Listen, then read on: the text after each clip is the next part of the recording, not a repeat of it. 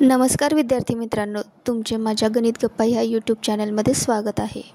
Question number 11. Which of the following shows 2x4 part shaded. Okay, खाली काही ऑप्शन्समध्ये diagrams दिलेले आहेत आणि कोणते डायग्राम 2x4 पार्ट शेडेड असं फ्रॅक्शन शो करत आहे.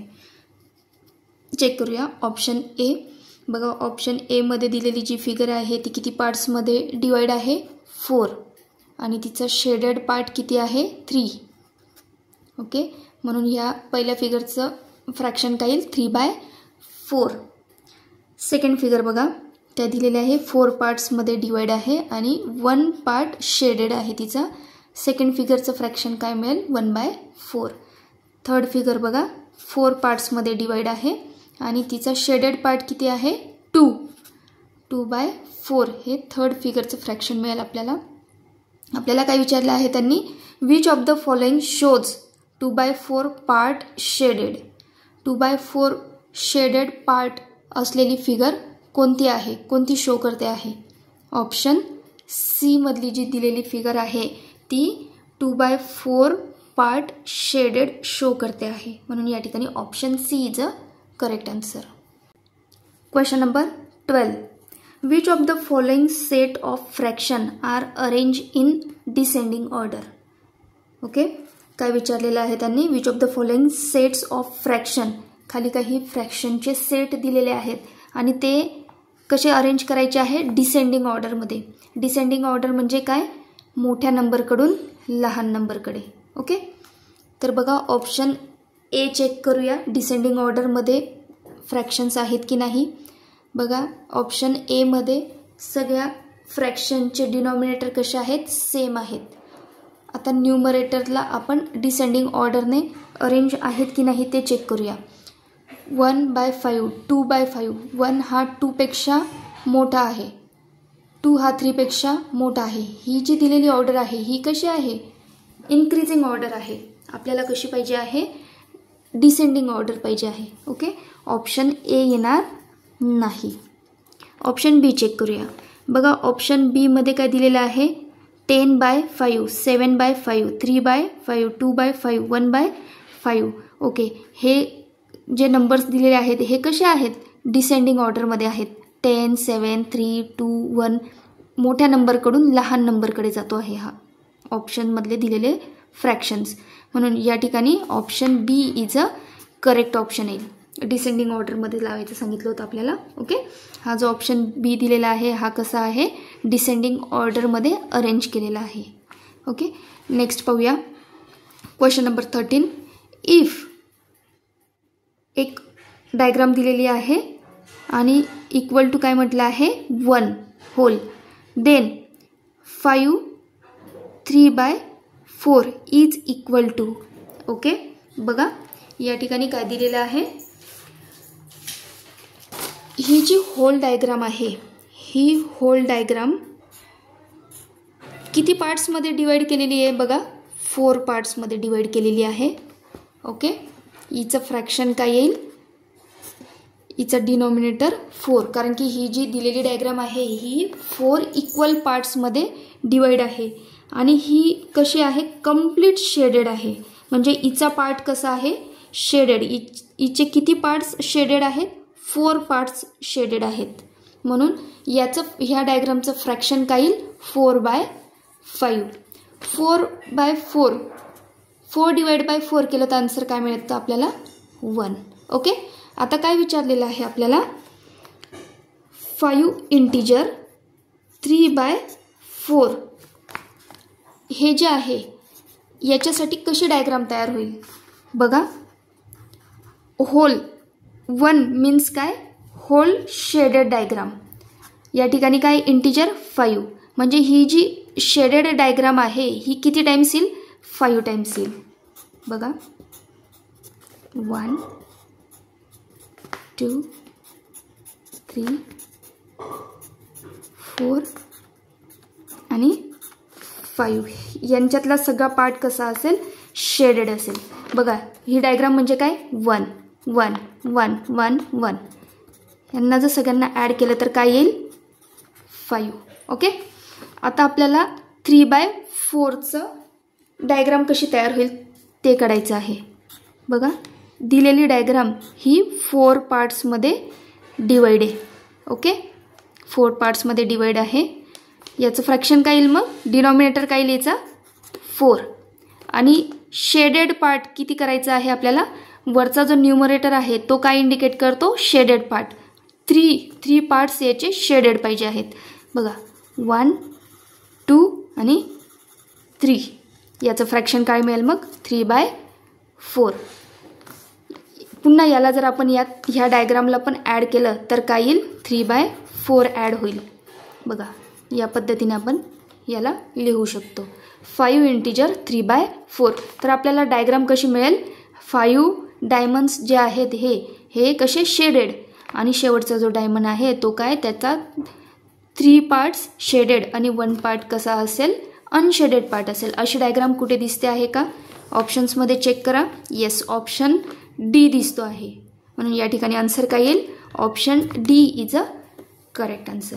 ओके, नेक्स्ट क्वेश्चन पाहूया. Question number 14. In the word geographic what fraction of letter are vowels. Okay, या ठिकाणी जिओग्राफिक हा एक वर्ड दिलेला आहे आणि आपल्याला त्या वर्डमध्ये जे लेटर्स आहेत त्यांच्यामधल्या वोवल्सचं फ्रॅक्शन्स विचारलेलं आहे. What fraction of letters are vowels. सगळ्यात अगोदर काय करावं लागेल आपल्याला, ह्या लेटरमध्ये ह्या वर्डमध्ये किती लेटर्स आहेत ते काउंट करून आपल्याला ते डिनॉमिनेटरमध्ये लिहावे लागतील. सगळ्यात अगोदर ते काउंट करून घेऊया. किती लेटर्स आहेत ह्या वर्डमध्ये, 1, 2, 3, 4, 5, 6, 7, 8, 9, 10. टोटल किती लेटर्स आहेत, 10. 10 कुठे येईल, डिनॉमिनेटरमध्ये. आणि आता आपल्याला कसलं फ्रॅक्शन विचारलं आहे, वोवल्स. ह्या ज्या वर्डमध्ये वोवल्स किती आहेत त्याचं फ्रॅक्शन विचारलं आहे. बघा, वोवल्स म्हणजे AEIOU ह्या 5 लेटर्सला वोवल्स म्हणतात. AEIO आणि U हे लेटर्स किती टाइम्स आलेले आहेत ते काउंट करायचं आहे आपल्याला. बघा, E हा काय आहे, वोवल. 1, 2, 3, 4.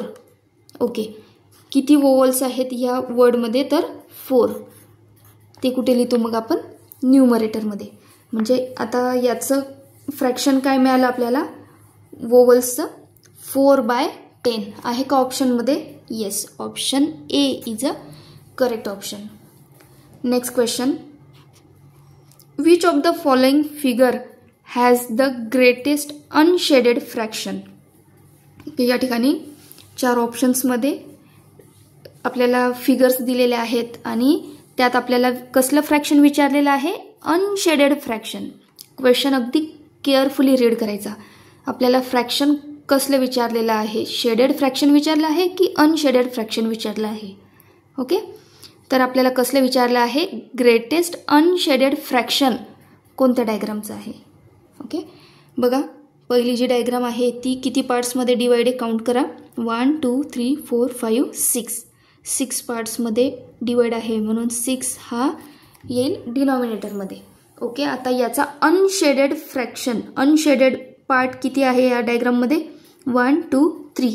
तो कुठे येईल, न्यूमरेटरमध्ये. म्हणजे पहिल्या फिगरचं अनशेडेड फ्रॅक्शन किती मिळालं आपल्याला, 3/6. दुसऱ्या फिगरचं चेक करूया. 6 पार्ट्समध्ये डिवाइड आहे आणि अनशेडेड पार्ट किती दिसतो आहे या ठिकाणी, 2. म्हणजे सेकंड फिगरचं फ्रॅक्शन, अनशेडेड फ्रॅक्शन किती मिळालं आपल्याला, 2/6.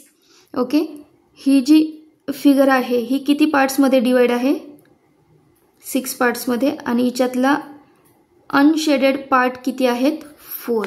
ओके, ही दिलेली फिगर पण किती पार्ट्समध्ये डिवाइड आहे, 6 पार्ट्समध्ये, आणि तिच्यातला अनशेडेड पार्ट किती आहे, 1. म्हणून ह्या शेवटच्या फिगरचं फ्रॅक्शन काय येईल, अनशेडेड पार्टचं फ्रॅक्शन काय मिळेल आपल्याला, 1/6. तर आपल्याला यात काय विचारलेलं आहे, ग्रेटेस्ट अनशेडेड फ्रॅक्शन. बघा, सगळ्यात मोठा फ्रॅक्शन कोणता दिसतो आहे, 4/6. 6. या ठिकाणी काय येईल answer? Option C is a correct option. Okay, next question पाहूया. Compare and select the correct option. Okay, 2 fractions दिलेले आहे 7/19 आणि 14/19. तर यांच्यात कोणतं साइन करेक्ट येईल ते बघूया. 7/19 हा 14/19 पेक्षा कसा आहे? Less than. या ठिकाणी कोणतं साइन येईल? लेस दॅन साइन येईल. Okay, option A is a correct option here. Next question. What fraction of the given shape is plain shapes. Okay, बघा या ठिकाणी काही आपल्याला फिगर्स दिलेले आहेत आणि कसलं फ्रॅक्शन विचारलेलं आहे? What fraction of the given shape is plain shape. Plain shape कोणाचा आहे त्याचं आपल्याला फ्रॅक्शन काढायचं आहे. बघा टोटल फिगर्स किती आहेत? सगळ्यात अगोदर ते काउंट करून घेऊया. 1 2 3 4 5 6 7 8 9 अँड 10. ओके, ऑप्शनच्या सगळ्याच ऑप्शनमध्ये डिनॉमिनेटरला 10 आहे. तर आपल्याला कसलं फ्रॅक्शन विचारलं आहे? प्लेन शेपचं फ्रॅक्शन विचारलं आहे. या ठिकाणी प्लेन शेप किती आहेत काउंट करा. 1 2 3 4 5 प्लेन शेप्स आहेत. म्हणजे प्लेन शेपचं फ्रॅक्शन काय येईल मग? 5/10. ह्या ज्या दिलेल्या आहेत ह्या डायग्राम्स ह्या कशा आहेत? हे शेप कशा आहेत? प्लेन आहेत का? नाही, 3D शेप्स आहेत. हे प्लेन शेप कोणते आहेत? 1 2 3 4 अँड 5. हे जे आहेत हे प्लेन शेप आहेत.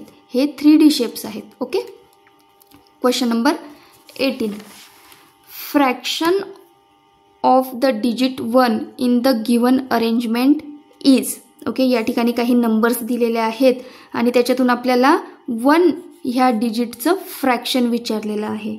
ओके, या ठिकाणी ऑप्शन्समध्ये बघा, ऑप्शन्सच्या डिनॉमिनेटरमध्ये वेगवेगळे नंबर्स दिलेले आहे. काही ठिकाणी 31 आहे, 32 30 30. म्हणून आपल्याला डिनॉमिनेटरमध्ये कोणता नंबर येईल ते काउंट करण्यासाठी दिलेले हे जे नंबर्स आहेत ते काउंट करून घ्यावे लागतील. 1 2 3 4 5 6 7 8 9 10 11 12 13 14 15 16 17 18 19 20 21 22 23 24 25 26 27 28 29 30. ओके, 30. डिनॉमिनेटरमध्ये काय येईल मग? 30. या ठिकाणी ऑप्शन ए आणि ऑप्शन बी येणार नाही. त्यांच्या डिनॉमिनेटर काय मध्ये काय आहे? 31 आणि 32. डिनॉमिनेटर काय आला पाहिजे? 30. जे ऑप्शन सी किंवा डी मध्ये काहीतरी आन्सर असणार आहे. तर आपण बघूया आता काय विचारलं आहे फ्रॅक्शन. आपल्याला डिजिट 1चं फ्रॅक्शन विचारलं आहे. दिलेल्या नंबर्समध्ये 1 हा डिजिट किती टाइम्स आलेला आहे हे काउंट करूया आता. 1 2 3 4 5 6 7 8 9 10. 10 टाइम्स 1 हा डिजिट आला आहे. 1 डिजिटचं फ्रॅक्शन काय येईल मग? 10. 10/30 आहे का ऑप्शनमध्ये? Yes, option D is a correct answer. Question number 19. 1/4 of a whole means. 1/4 of whole means म्हणजे काय? एक होल डायग्राम आहे आणि तिला किती पार्ट्समध्ये डिवाइड करण्यात आलेला आहे? 4 पार्ट्समध्ये डिवाइड करण्यात आलेला आहे. आपण होल डायग्राम जी असते आणि ती किती इक्वल पार्ट्समध्ये डिवाइड केली आहे? इक्वल डिवायडेड पार्ट कुठे लिहितो आपण? डिनॉमिनेटरमध्ये. मग याचा मिनिंग काय झाला? 1 होल डायग्राम आणि तिला 4 पार्ट्समध्ये डिवाइड केलेला आहे. बघा ऑप्शन चेक करूया. ऑप्शन ए काय दिलं आहे? 1 आउट ऑफ 3 इक्वल पार्ट्स. म्हणजे याचा मिनिंग काय होतो? 1 डायग्राम आहे आणि तिला 3 इक्वल पार्ट्समध्ये डिवाइड केलेलं आहे असं याचं मिनिंग आहे. तर नाही, 1/4चा मिनिंग हा येणार नाही. बघा ऑप्शन बी काय दिला आहे? 1 out of 4 equal parts. Yes, हा ऑप्शन करेक्ट ऑप्शन येईल. 1 होल डायग्राम आहे आणि त्या डायग्रामला 4 इक्वल पार्ट्समध्ये डिवाइड करण्यात आलेलं आहे. मग ह्या दिलेल्या डायग्रामला आपण कसं रीड करतो? 1/4. या ठिकाणी आन्सर काय येईल? Option B is a correct option. Okay. Question number 20. The value of 3/8 of 24 is. Okay. या ठिकाणी आपल्याला याची व्हॅल्यू फाइंड आउट करायची आहे. 3/8 ऑफ 24 म्हणजे ऑफ म्हणजे काय असतो? Multiplication sign. ओके. म्हणजे याचं मिनिंग काय झालं? 3/8 मल्टिप्लाय बाय 24. ओके. या ठिकाणी 24ला डिनॉमिनेटरमध्ये काहीच नाही आहे, त्यावेळेस काय कन्सिडर करतो आपण? 1. आता हा जो 24 आहे हा न्यूमरेटरमध्ये आहे, 3 हा न्यूमरेटरमध्ये आहे आणि 8 हा काय आहे? डिनॉमिनेटरमध्ये आहे. ओके. एक तर तुम्ही असं पण करू शकता 24 मल्टिप्लाय बाय 3 इक्वल टू जे आन्सर येईल ते डिवाइड बाय 8 असंही लिहू शकतात, किंवा या 8ने तुम्ही 24ला डिवाइड पण करू शकतात. ओके. हा 8 इथे लिहिला काय आणि इथे लिहिला काय? सेमच आहे. 8 मी डायरेक्टली करते. 8 1 जा 8, 8 3 जा 24, 3 3 जा 3 मल्टिप्लाय बाय 3 काय मिळेल आन्सर? 3 3 जा 9. आहे का ऑप्शनमध्ये 9? Yes, option B is a correct option. Video आवडल्यास व्हिडिओला लाईक करा.